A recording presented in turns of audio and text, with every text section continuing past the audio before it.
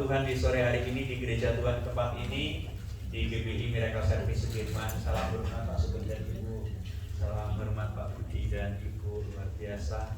Salam hormat untuk seluruh jemaat Tuhan, kakak-kakak yang saya tahu ada beberapa wajah yang saya belum pernah ketemu. Mungkin habis ini nanti kita kenalan begitu ya, tukar nomor rekening begitu ya, itu lebih baik begitu ya. Ada penguasa Godean di belakang gitu ya. Dan saya waktu pindah ke Godean saya harus sekolah nuwun dulu sama beliau sehingga diperbolehkan tinggal. Selamat sore, shalom. Sukacita, amin. Amin. Wah, luar biasa. Waktu kecil ketika Natalan itu biasanya saya tanggal 25 Desember Bapak Ibu kakak-kakak. Tanggal 24 malam itu biasanya Mama sudah menyiapkan pohon Natal begitu ya. Masak babi kecap begitu ya. Itu malam Natal tanggal 24. Tetapi puji Tuhan semakin kesini Bapak Ibu, Natalannya orang Kristen itu bukan tanggal 25 Desember toh. Bahkan pada tanggal 2 Desember kemarin itu saya sudah diperbolehkan ikut Natalan 2 Desember Bapak Ibu. Luar biasa ya. Jadi setiap undangan saya berharap bisa hadir karena biasanya dapat nasi kotak. Nah itu kan lumayan ya kan begitu. Amin Kak Glenn. Amin ya. Luar biasa. Saya belajar untuk yang namanya ibadah Natal dan perayaannya. Ada banyak isian, ada banyak perform, ada banyak taburan pelayanan begitu ya. Jadi saya akan belajar sama-sama Bapak Ibu. Kak Willy bisa membantu saya di Lukas 2 ayat 15 Kak.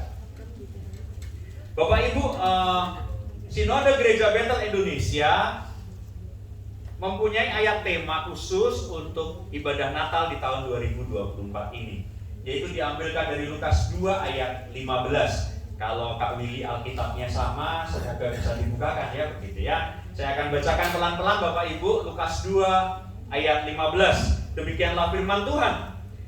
Setelah malaikat-malaikat itu meninggalkan mereka dan kembali ke surga, gembala-gembala itu berkata seorang kepada yang lain, marilah kita pergi ke Bethlehem untuk melihat apa yang terjadi di sana, seperti yang diberitahukan Tuhan kepada kita. Tahan ayatnya ya Kak, karena ini yang akan kita belajar sama-sama. Saya tidak menyiapkan PowerPoint Bapak Ibu. Ayat ini terdiri dari beberapa kalimat Bapak Ibu, tetapi ada satu tanda baca yang memisahkan dari satu kalimat ini dengan bagian yang lain, yaitu kata tanda baca koma ini ya.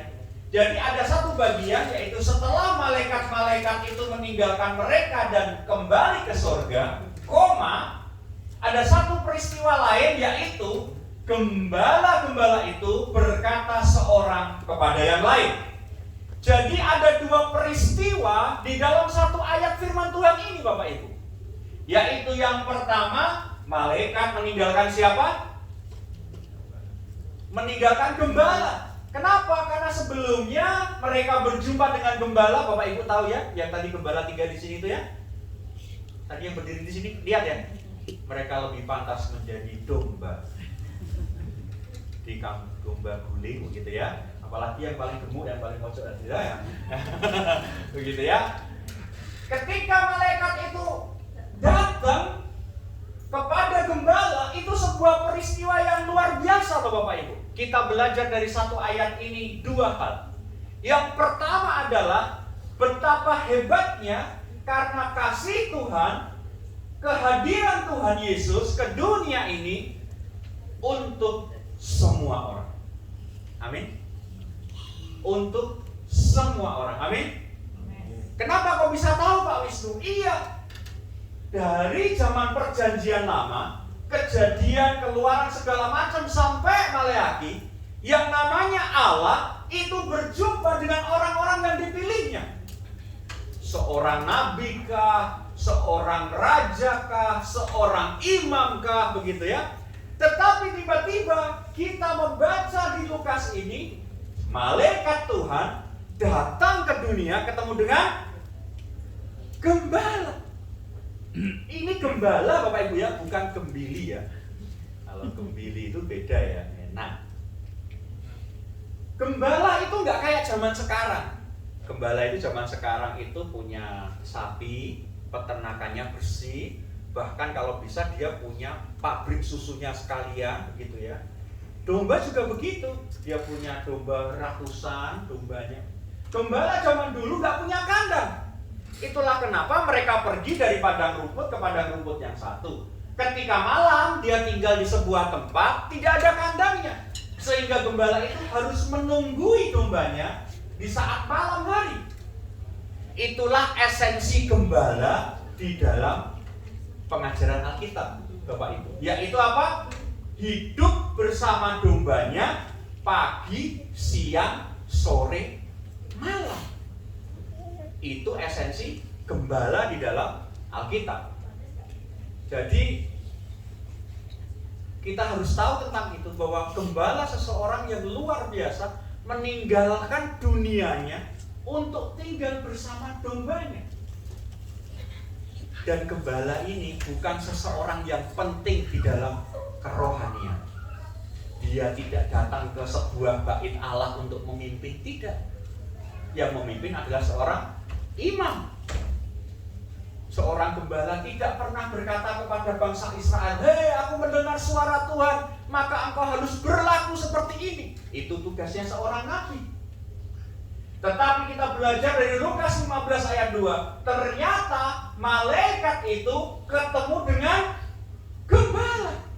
Dan malaikat itu berkata, "Don't be afraid, gak usah takut."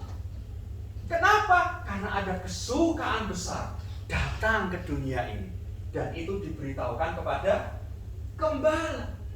Jadi ketika kita sekarang ini merasa sepertinya kita ini jauh dari Tuhan, Natalan itu kan hanya untuk orang-orang yang keren punya.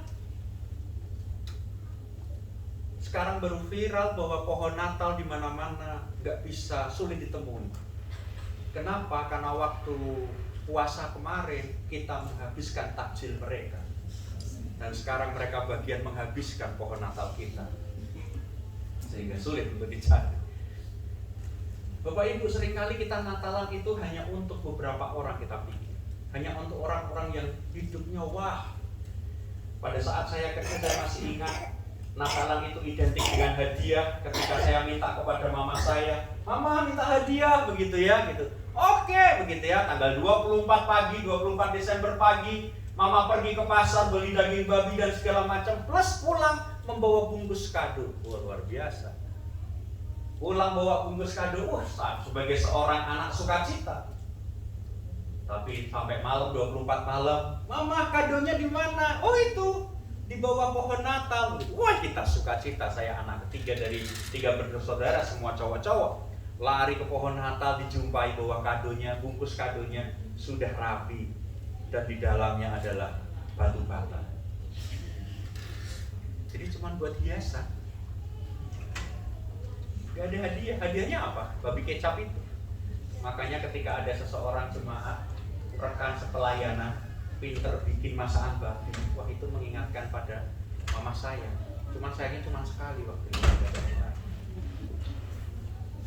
Yang pertama adalah belajar kita sore hari ini, kabar keselamatan tentang Yesus Kristus datang ke dunia bukan hanya untuk orang yang menurut duniawi paling rohani. Apakah dia seorang pendeta?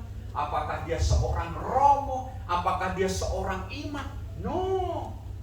Tetapi kita belajar dari Lukas 15 ayat 2 ini bahwa kasih Yesus, kabar keselamatan itu hanya untuk orang-orang yang kata orang biasa-biasa aja kayak kita.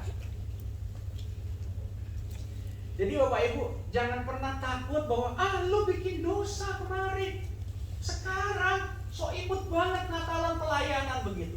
Jangan khawatir, karena ternyata Tuhan datang ke dunia ini tidak pernah memandang segala bentuk macam dosa, tetapi Tuhan memandang niat baik kita untuk datang kepada Dia. Nah, niat baik kita untuk datang yang ke Tuhan yang sore hari ini itu adalah pelajaran yang kedua. Yang pertama adalah kita bisa belajar dari satu bagian pertama itu, setelah malaikat-malaikat itu meninggalkan mereka, meninggalkan gembala, Kita tahu bahwa gembala ternyata juga diperbolehkan menerima kasih, kabar keselamatan. Kita, setiap orang juga boleh menerima kabar kasih keselamatan. Yang kedua, gembala-gembala itu berkata seorang kepada yang lain, marilah kita pergi ke Bethlehem untuk melihat apa yang terjadi di sana, seperti yang diberitahukan Tuhan kepada kita. Puji Tuhan, ada sebuah drama kecil yang sebelum firman Tuhan diberitakan, sehingga kita divisualisasikan ketika gembala mendapatkan kabar, mereka datang bersama-sama menjumpai bayi Yesus. Ingat loh ya, ini gembala itu berkata seorang kepada yang lain, berarti lebih dari satu. Ini misalkan saja ya, Pak Sugeng ngendikan sama saya, Mas Wisnu, ayo kita pergi ke Bethlehem untuk melihat apa yang terjadi di sana. Pak Sugeng bilang gitu sama saya. Tapi karena saya sebagai seorang teman gembala, terus saya bilang begini, alah, kan kamu yang perlu, ya sudah, berangkat sendiri saja. Gua mah gak butuh Tuhan-Tuhanan. Gua gak butuh itu kabar keselamatan. Sana pergi. Bisa aja saya sebagai teman begini. Atau begini, oh oke, Pak Sugeng boleh. Besok pagi jam 8 kita berangkat ke Bethlehem. Siap? Siap, laksanakan. Pakai stiker itu ya Pak. Oke ya. Saya punya stiker bagus, nanti kakak-kakak kalau mau tak kasih stiker buat saya. Jam 8 besok pagi, karena Pak Sugeng adalah seorang yang disiplin, jam 8 kurang seperempat sudah di tempat janjian, halte Condong Catur. Wah, tapi kan saya tuh yang namanya teman itu kan ya teman ya toh, bumbuan, sok moodnya bagus, sok moodnya jelek. Jam 8 seperempat belum datang, 8.30 belum datang. Ditelepon sama Pak Sugeng, Mas Wisnu katanya kita mau pergi ke Bethlehem loh, begitu ya. Saya jawab, waduh Pak Sugeng, mohon maaf, ini saya baru ketemu sama Pak Budi sama Bu Ani, dibuatin jamu, enak, tunggu ya. Seringkali kita nggak mau susah, tapi nyusahin orang lain. Tapi puji Tuhan ya, ini gembala-gembala ini ketika satu berkata, yuk kita pergi ke Bethlehem, yang lainnya ternyata mendukung dan mereka datang bersama-sama ketemu bayi Yesus. Pelajaran yang kedua, ketika kita menjadi orang Kristen, ketika kita menjadi anak Tuhan, yuk sama-sama kita mengajak teman kita ketemu Tuhan. Jangan bikin resek. Layanan yuk, aduh, gak dapat duit, mending ke kafe, Parmindo, perempatan itu jreng-jreng dapat duit. Apalagi lagunya kalau hari Minggu lagu rohani semua, hari Jumat kasih dahan semua, dapat duit sudah. Layanan di gereja, capek pelayanan, capek latihan, sudah tugas, habis itu pulang ketemu saya ya, tadi ketukannya salah-salah, apaan tuh pelayanan gak beres. Wah, ngapain? Capek, sudah capek dikritik.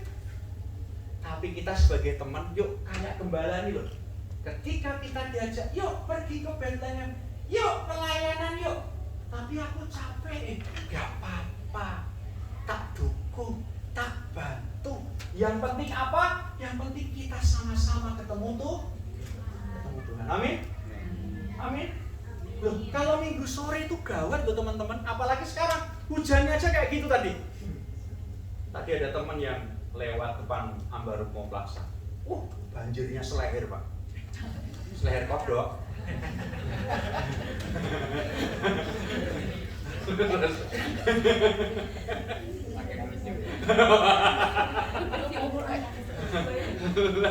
Lah Bapak nggak mau diajak ke mall. Bapak Ibu, dari Lukas 2 ayat 15 ini sebuah firman Tuhan yang luar biasa. Di mana apa? Kita diajarkan menjadi teman sepelayanan, menjadi teman sepersekutuan di dalam firman Tuhan, di dalam kasih Tuhan. Yuk sama-sama kita pergi ke Bethlehem untuk ketemu Tuhan. Amin. Kita datang ke gereja, ketemu tuh Pak Wisnu tambah pesek itu dia. Kok golongannya kok cuma 2, harusnya 3 itu hidungnya. Datang ke gereja cuma buat nilai. Oh itu. Yuk sama-sama kayak gembala. Kita pergi ke Bethlehem untuk nyembah Tuhan. Amin. Untuk memberikan persembahan yang terbaik buat Tuhan. Amin Bapak Ibu. Amin. Termasuk sore hari ini. Besok lagi kalau ke gereja, besok lagi kalau komsel, besok lagi kalau fresh. Yuk sama-sama kita datang buat nyembah Tuhan. Amin. Yang males-males mau fresh dijawab. Ayo datang fresh. Ayo datang komsel. Gitu ya. Saya tuh kalau komsel tuh fresh itu seneng karena biasanya ada martabak manis. Luar biasa. Masuk sore ini. Cuma udah habis, Mbak. Saya belum ngerasain, Mbak. Iya, nanti beli lagi tolong ya. Jadi kita datang ke gereja, kita bisa nyanyi. Kerja kok Kak? D, C, E. D. Segala pujian, syukur bagimu. Kau hadir dalam hidupku. Ku datang sujud di hadapanmu, memujimu, menyembahmu, Yesus, ku menyembahmu. Kita datang ke gereja buat nyembah siapa? Kita doa pagi buat nyembah siapa? Yesus kita. Yuk sama-sama kita pelayanan buat Yesus Tuhan. Amin Bapak Ibu. Amin. Sukacita Natal hendaknya hadir dalam hidup kita, sehingga kita bisa bersama-sama bersukacita menyembah Tuhan. Amin. Oke kan? Kita nyanyi lagi ya. Segala pujian, syukur bagimu. Nyanyi buat Tuhan Bapak Ibu. Kau hadir dalam hidupku, kini ku datang sujud di hadapanmu, memujimu, menyembahmu, Yesus ku menyembah. Sekali lagi ya. Segala pujian, syukur bagimu. Amin. Kau hadir dalam hidupku, kini ku datang sujud di hadapanmu, memujimu, menyembahmu, Yesus ku menyembah. Sekali lagi, aku memuji Tuhan, memujimu, menyembahmu, Yesus ku menyembah. Bilang dengan sukacita, aku memujimu, ya Tuhan, menyembahmu, Yesus ku menyembahmu. Segala kemuliaan hanya bagimu Bapa. Bahkan ketika kami merayakan Natal ini, kami mengingat Engkau hadir ke dunia ini, Engkau hadir ke dalam kehidupan kami, dan kami tahu Engkau hadir dengan kemuliaan-Mu, sehingga kehidupan kami yang sepertinya gelap, sepertinya hitam, dosa kami merah seperti kain kesump, tetapi Engkau datang dengan kemuliaan, mengalahkan kegelapan, menggantikan hidup kami ini dengan terang Tuhan. Sehingga sekarang kami mau hidup bersama terang Tuhan. Perjalanan kehidupan kami mau berjalan bersama terang Tuhan. Sehingga kami tidak tersandung dosa, kami tidak terpeleset jatuh dalam dosa, tetapi kami senantiasa mampu memandang ke depan visi Tuhan, mampu memandang ke depan tuntunan Tuhan buat kehidupan kami, sehingga kami ini senantiasa menikmati kehadiran-Mu dalam kehidupan kami. Terima kasih Bapa. Sukacita berita Natal boleh kami nikmati dan dengar bahwa kehadiran-Mu untuk setiap kami, kehadiran-Mu untuk semua orang. Engkau tidak melihat siapa kami, apa pekerjaan kami, apa jabatan kami, tetapi Engkau melihat iman percaya kami. Jadi Bapa, sore hari ini kami mau rekomitmen, nyatakan ulang komitmen kami bahwa kami percaya bahwa Yesus adalah Tuhan dan Juru Selamat kami, sehingga kami mau datang ke Bethlehem, mau datang ke rumah Tuhan hanya untuk menyembah, memuliakan nama. Terima kasih Bapak. Di dalam nama Tuhan Yesus Kristus, sukacita kami punya Tuhan yang luar biasa. Haleluya. Dan sama-sama kita katakan amin.